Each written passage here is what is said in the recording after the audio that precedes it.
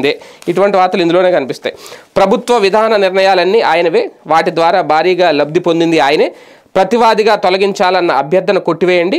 హైకోర్టులో MP Raghurama reply counter. అది మొన్న రాత్రే అందిందన్న సీఎం తరపు న్యాయవాది. విచారణ ఎల్లుండికి వాయిదా. తాను దాఖలు చేసిన ప్రజా ప్రయోజన వ్యాజ్యంలో ముఖ్యమంత్రి జగన్ను ప్రతివాదిగా కొనసాగించాల్సిన అవసరం ఎంతైనా ఉందని వైసీపీ ఎంపీ రఘురామకృష్ణరాజు హైకోర్టును కోరారు. తన హోదాను దుర్వినియోగం చేసి ఆయన వ్యక్తిగత లబ్ధి పొందారని పేర్కొన్నారు.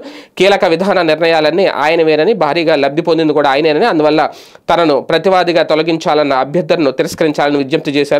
సీఎం జగన్ ఆయన ఆప్తులకు అనుచిత లబ్ధి చేకూరేలాగా వైసీపీ ప్రభుత్వం రూపొందించిన వివిధ పాలసీలు తీసుకున్న నిర్ణయాలపై సిబిఐ దర్యాప్తుకు ఆదేశించాలని, ముఖ్యమంత్రి బంధుగణంపై క్రిమినల్ కేసులు నమోదు చేసి కోర్టు పర్యవేక్షణలో దర్యాప్తు నిర్వహించాలని కోరుతూ రఘురామకృష్ణరాజు హైకోర్టులో ప్రజా ప్రయోజన వ్యాజ్యం దాఖలు చేసిన సంగతి తెలిసింది.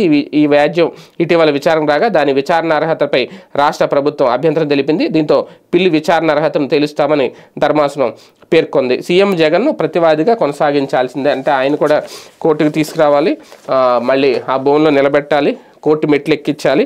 ఇది రఘురామకృష్ణరాజు గారి టార్గెట్ అయితే, అందుకే మళ్ళీ ఆ పిటిషన్కి సంబంధించి ఇక ఒకసారి